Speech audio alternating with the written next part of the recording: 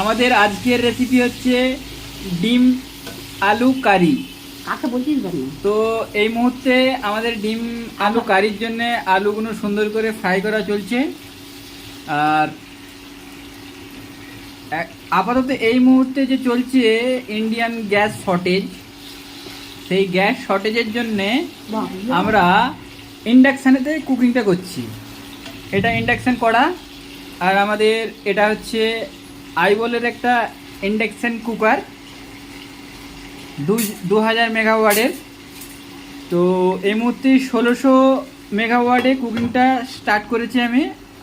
আলুটা ফ্রাই করা হচ্ছে। আলুটা ফ্রাই করার জন্য প্রথমে একটু আলুটা সিদ্ধ হয় যাতে, তার জন্য আমার মা ঢাকনা করে দিয়েছে। ঢাকনা দিয়ে কিছুক্ষণ রাখতে হবে, কারণ হালকা করে সিদ্ধ হয়ে যাওয়ার পর তারপরে আমরা ঢাকনাটা খুলবো, খুলে ঠিক আলুটা দেখে নেবো। ঠিক আছে, তো পরবর্তী মুহূর্তে দেখছি আলুটা এখন একটু হালকা করে সিদ্ধ হয়ে যাক। পরবর্তী মুহূর্তে আমাদের আলু ভাজা এর মধ্যে শেষ হয়ে গেছে। আলু ভেজে আমার মা এরকম করে ঢাকনা দিয়ে রেখেছে। তেল দিয়েছে 250 তেল, একটা রান্নাতেই 250 তেল ঢেলে দিয়েছে। দিয়ে বলছে যে ওইখানেতেই আলুটা রান্না হবে, ওর সাইডেতে আবার মশলাগুলো তৈরি করে দেওয়া হবে। আমরা ডিমের হালকা করে এখানে সিদ্ধ করে নিচ্ছি। ডিমটা এখানে সিদ্ধ করা হচ্ছে, আর বাকি মশলাপত্র রেডি হচ্ছে। পরবর্তী স্টেপেতে আবার নতুন করে আপনাদের দেখাবো কিভাবে ডিম কারি হয়।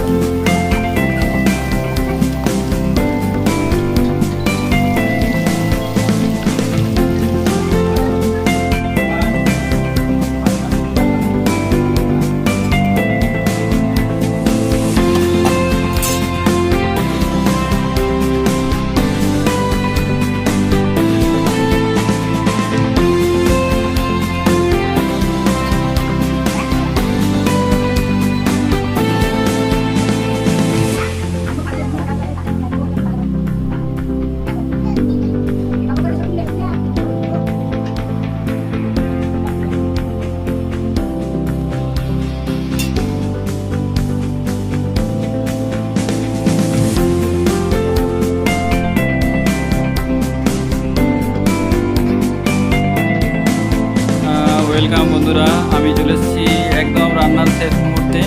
অ্যাকচুয়াল রান্নাটা যেটা হচ্ছে, রান্নাটা কিন্তু ডিম আলু কারি, কিন্তু নাম রান্নাটার প্রসেসটা সম্পূর্ণ আলাদা। একই কড়াতে সমস্ত কিছু ফ্রাই করা, তার মধ্যেই রান্নাটা কমপ্লিট করা, সেই চ্যালেঞ্জটাকে নিয়ে রান্নাটাকে তৈরি করা হচ্ছে। আর রান্নাটা একদম শেষ মুহূর্তে এসে গেছে। এই মুহূর্তে লাস্টে হালকা করে ধনে গুঁড়ো বা ধনের বা জিরের যে মশলাটা থাকে, মশলাটা নিয়ে আমরা রান্নাটা সম্পূর্ণ করবো। কমপ্লিট। পরের মুহূর্তে আমরা খাবার সময় একটু হালকা করে লেগে কীভাবে টেস্ট হয়েছে। ধন্যবাদ। ওয়েলকাম বন্ধুরা, আমি চলে এসেছি একদম রান্নার শেষ মুহূর্তে। অ্যাকচুয়াল রান্নাটা যেটা হচ্ছে, রান্নাটা কিন্তু ডিম আলু কারি, কিন্তু রান্নাটার প্রসেসটা সম্পূর্ণ আলাদা। একই কড়াতে সমস্ত কিছু ফ্রাই করা, তার মধ্যেই রান্নাটা কমপ্লিট করা, সেই চ্যালেঞ্জটাকে নিয়ে রান্নাটাকে তৈরি করা হচ্ছে। রান্নাটা একদম শেষ মুহূর্তে এসে গেছে। এই মুহূর্তে লাস্টে হালকা করে ধনে গুঁড়ো বা ধনের বা জিরের যে মশলাটা থাকে, মশলাটা দিয়ে আমরা রান্নাটা সম্পূর্ণ করব। রান্নাটা কমপ্লিট। পরের মুহূর্তে আমরা খাবার সময় একটু হালকা করে দেখিয়ে দেবো যে কীভাবে টেস্ট হয়েছে। ধন্যবাদ।